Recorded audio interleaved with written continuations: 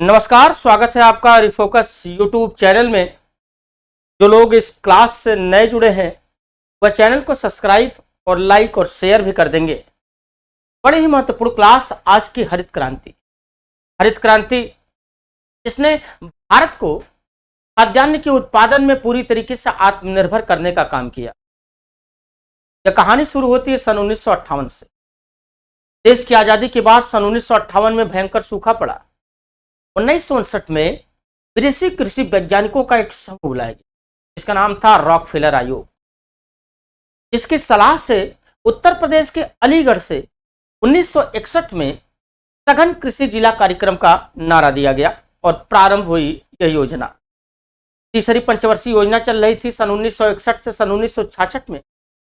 उसी दौरान भारत चीन का युद्ध हो गया, भारत पाकिस्तान युद्ध हुआ। उसके बाद 1966 में फिर से भयंकर सूखा पड़ा, जिसके कारण तीसरी पंचवर्षीय योजना बहुत बुरी तरीके से असफल हो गई। 1966 में अमेरिका से एक बीज से संबंधित समझौता किया गया और इसके बाद अमेरिका से कुछ बीजों के गेहूं के बीजों का आयात किया गया।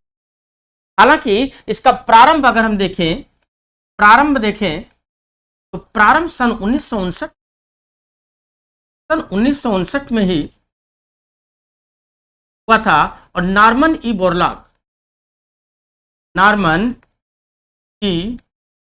बोरलॉग जिन्हें हरित क्रांति का जनक कहा जाता है। हरित क्रांति का जनक कहा जाता है। इन्होंने गेहूं की 3 प्रजातियां ली। गेहूं की 3 प्रजातियां कौन सी थी? लरमा, रोजा 64A और सोनारा 64। इसका प्रयोग सर्वप्रथम किस देश में किया गया? मैक्सिको में किया गया। भारत में तीसरी पंचवर्षीय योजना की असफलता के बाद फिर 1966 से लेकर के 1967, 67 से 68, 68 से 69 यानी 3 वर्ष की एक योजना लाई गई जिसे हरित क्रांति के नाम जाना गया। इसे ही हमने हरित क्रांति कहा था। इतना ही नहीं बल्कि समझिएगा, हरित क्रांति भारत में जब आई तो यह गेहूं की क्रांति ला दी। गेहूं के उत्पादन में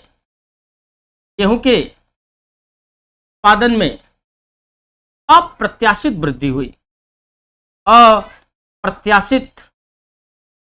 वृद्धि हुई। खाद्यान्न आत्मनिर्भर भारत को बनाने में हरित क्रांति का महत्वपूर्ण योगदान रहा। भारत में हरित क्रांति का जनक किसे कहा जाता है? तो भारत में हरित क्रांति का जनक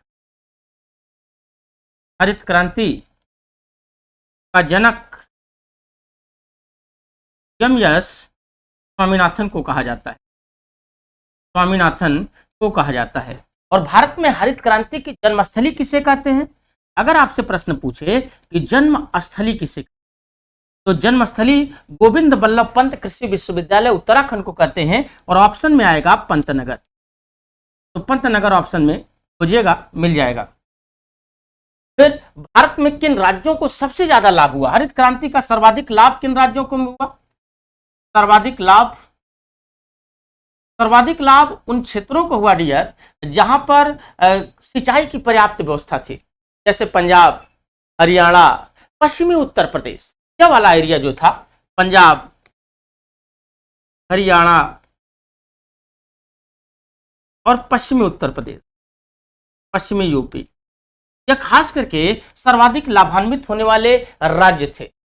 जबकि बिहार में, पूर्वी उत्तर प्रदेश में, उड़ीसा में, पश्चिम बंगाल में, इधर वाले एरिया में सिंचाई की अपर्याप्तता के कारण यहां पर वास्तविक लाभ नहीं मिल पाया। इसीलिए कहा जाता है कि हरित क्रांति ने सामाजिक असमानता ला दी, कृषिगत उत्पादन में असमानता ला दी। हरित क्रांति का सबसे ज्यादा लाभ किस फसल को मिला? सबसे ज्यादा लाभ गेहूं की फसल को मिला। जबकि नकारात्मक प्रभाव मोटे अनाज पे हुआ। मोटा अनाज मतलब ज्वार, बाजरा, मक्का, इस पर इसका नकारात्मक प्रभाव पड़ा, है ना।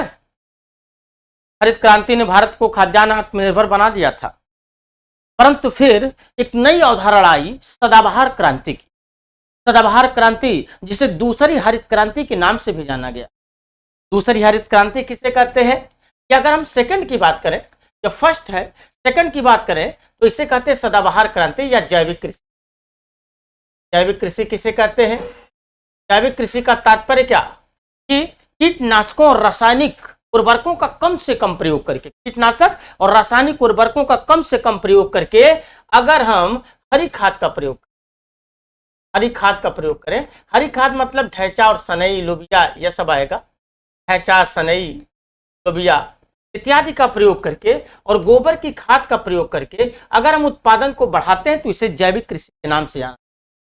इस जैविक कृषि को बढ़ावा देने के लिए सन 2004 में, कब? सन 2004 में राष्ट्रीय कृषि जैविक संस्थान का गठन किया गया, जिसका मुख्यालय गाजियाबाद में था। बहुत बार पेट क्वेश्चन आपका, गाजियाबाद में इसका मुख्यालय है सन 2004 में। यह महत्वपूर्ण कुछ फैक्ट आपके हरित क्रांति संबंधित रहे जो आपकी परीक्षा में सीधे पूछे जाते हैं। तो चैनल से जुड़े रहें और कुछ महत्वपूर्ण इसी प्रकार की जानकारियां आपको मिलती रहेंगी।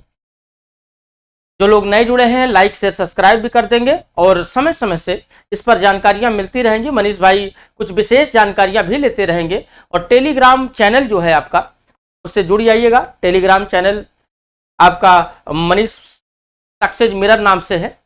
सक्सेस मिरर जो ऑफलाइन क्लासेज आपको चलती थी, जो लोग पुराने हैं वो लोग जानते भी हैं, और अपने दोस्तों को जरूर बताइएगा कि इस चैनल पे यूपी पुलिस के लिए कुछ विशेष आपके लिए किया जाएगा। जैसे पुलिस प्रणाली, जो कि किसी भी यूट्यूब चैनल पे जल्दी नहीं मिली आपको, वह पुलिस प्रणाली मनीष भाई स्वयं पढ़ाएंगे। मनीष भाई मतलब मनीष मिश्रा। और उसके साथ साथ कुछ महत्वपूर्ण कंटेंट भी आपको दिए जाएंगे ताकि आपका सिलेक्शन सुनिश्चित कराया जा सके। चलिए फिर आगे मिलते हैं आपके कुछ महत्वपूर्ण टॉपिक के साथ, ऐसे ही कुछ नए, कुछ बेहतरीन टॉपिक जो आपके लिए सदाबहार का काम करेंगे। तब तक के लिए जय हिंद, जय भारत, धन्यवाद।